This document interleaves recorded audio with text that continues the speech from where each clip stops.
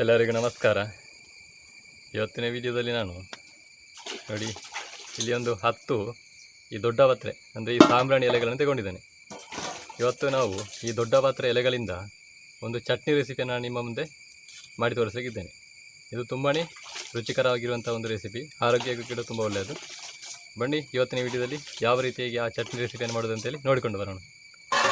ಮೊದಲಿಗೆ ಈ ಎಲೆಗಳನ್ನು ನೀರಾಗಿ ಚೆನ್ನಾಗಿ ತೊಳ್ಕೊಳ್ಬೇಕು. ನಾನು ಇವಾಗ ಇದನ್ನು ನೀರಿನಲ್ಲಿ ಚೆನ್ನಾಗಿ ವಾಶ್ ಮಾಡಿಬಿಟ್ಟು ತಗೊಂಡಿದ್ದೇನೆ. ಬನ್ನಿ ಇವಾಗ ವೀಡಿಯೋ ನೋಡ್ಕೊಂಡು ಬರೋಣ.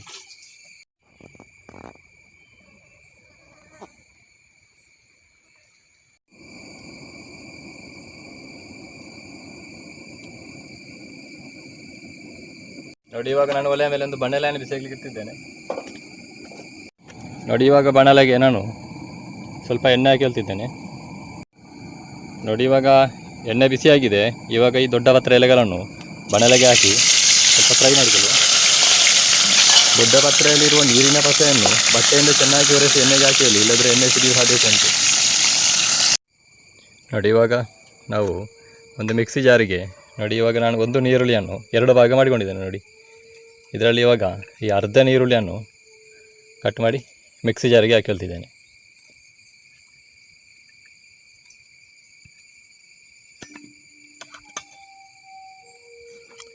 ನೋಡಿ ಅರ್ಧ ಟೀ ಸ್ಪೂನ್ ಆಗುವಷ್ಟು ಗರಂ ಮಸಾಲೆ ಅಥವಾ ಸಾಂಬಾರು ಪುಡಿ ಯಾವುದಾದ್ರೂ ಹಾಕಿರ್ಬೋದು. ಅದೇ ರೀತಿಯಲ್ಲಿ 2 ಟೀ ಸ್ಪೂನ್ ಆಗುವಷ್ಟು ಕೆಂಪು ಮೆಣಸಿನ ಪುಡಿ ಇದೆ. ನೋಡಿ ಇದರಲ್ಲಿ 1 ಕಪ್ಪು ತೆಂಗಿನ ತುರಿ,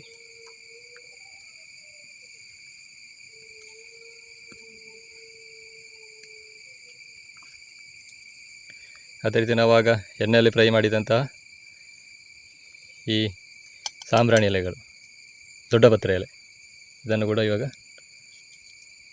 ಇದಕ್ಕೆ ಹಾಕಿಕೊಳ್ತಿದ್ದೇನೆ.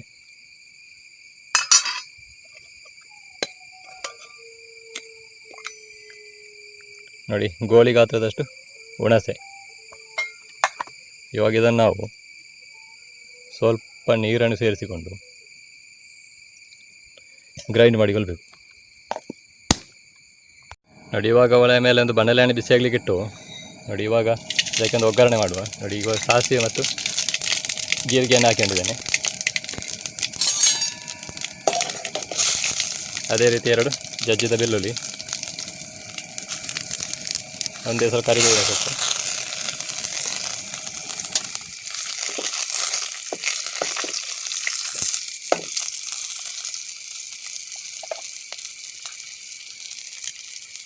ಇವಾಗ ಅದಕ್ಕೆ ಆಗ ಕಟ್ ಮಾಡಿಟ್ಟಂಥ ಅರ್ಧ ನೀರುಳ್ಳಿಯನ್ನು ಸೇರಿಸಿಕೊಳ್ತಿದ್ದೇನೆ. ನೀರುಳ್ಳಿಯನ್ನು ಸ್ವಲ್ಪ ಎಣ್ಣೆಯಲ್ಲಿ ಬಾಡಿಸಿಕೊಳ್ಬೇಕು. ಇವಾಗ ನೀರುಳ್ಳಿಯನ್ನೆಲ್ಲ ಚೆನ್ನಾಗಿ ಎಣ್ಣೆಯಲ್ಲಿ ಬಾಡಿಸ್ಕೊಂಡಿದ್ದೇನೆ. ಇವಾಗ ಇದಕ್ಕೆ ಚಿಟಿಕೆ ಅರಶಿನ ಪುಡಿಯನ್ನು ಹಾಕಿಕೊಳ್ತಿದ್ದೇನೆ.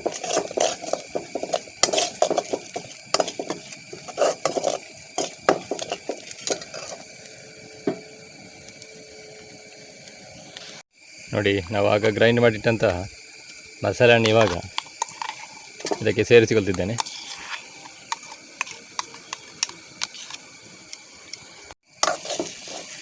ನೋಡಿ ಇವಾಗ ನಾವು ಈ ಮಸಾಲೆಯನ್ನು ಸ್ವಲ್ಪ ಎಣ್ಣೆಯಲ್ಲಿ ಸ್ವಲ್ಪ ಹೊತ್ತು ಫ್ರೈ ಮಾಡುವ.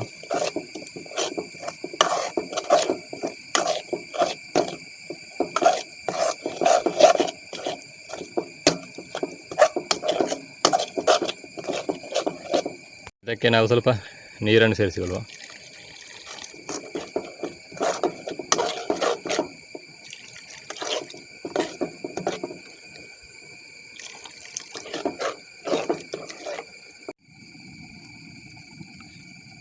ಇನ್ನು ನಾವು ಇದಕ್ಕೆ ರುಚಿಗೆ ಬೇಕಾಗಿಷ್ಟು ಇರುವಷ್ಟು ಉಪ್ಪನ್ನು ಆ್ಯಡ್ ಮಾಡಿಕೊಳ್ಳುವ.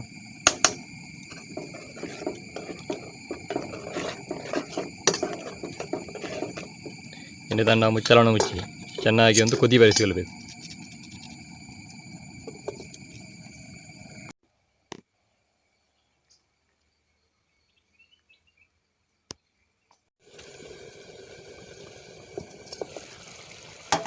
ನೋಡಿ ಇವಾಗ ನಮ್ಮ ಚಟ್ನಿ ಕುದಿದು ತಯಾರಾಗಿದೆ. ಇವಾಗ ಇದನ್ನು ಒಳ್ಳೆಯ ಗೆಲಗೆಲಿಸಿಕೊಳ್ಳುವ. ನೋಡಿ ನಮ್ಮ ದೊಡ್ಡ ಪತ್ರೆ ಎಲೆಗಳ ಚಟ್ನಿ ತಯಾರಾಗಿದೆ.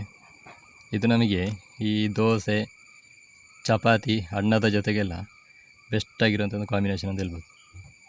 ತುಂಬಾ ರುಚಿಕರವಾಗಿದೆ ಮತ್ತು ಆರೋಗ್ಯಕರವಾಗಿರುವಂಥ ಒಂದು ಚಟ್ನಿ ರೆಸಿಪಿ. ನಮ್ಮ ದೊಡ್ಡ ಪತ್ರೆ ಚಟ್ನಿ ತಯಾರಾಗಿದೆ. ಇವಾಗ ನಾನು ಸ್ವಲ್ಪ ದೋಸೆ ಜೊತೆಗೆ ಟೇಸ್ಟ್ ನೋಡ್ತಿದ್ದೇನೆ.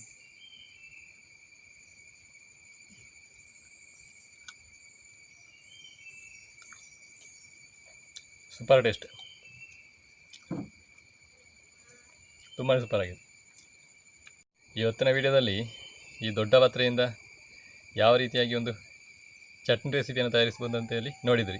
ನಿಮಗೆ ಈ ವಿಡಿಯೋ ಇಷ್ಟ ಆಗಿದ್ದರೆ ವಿಡಿಯೋಗೊಂದು ಲೈಕ್ ಮಾಡಿ, ಶೇರ್ ಮಾಡಿ, ನಿಮ್ಮ ಅನಿಸಿಕೆ ಅಭಿಪ್ರಾಯ ಏನಿದ್ರು ಕಮೆಂಟ್ ಮಾಡಿ ಅಂತ ಹೇಳುತ್ತಾ ಇವತ್ತಿನ ವಿಡಿಯೋವನ್ನು ನಾನು ಇಲ್ಲಿಗೆ ಕೊನೆಗೊಳಿಸುತ್ತಿದ್ದೇನೆ.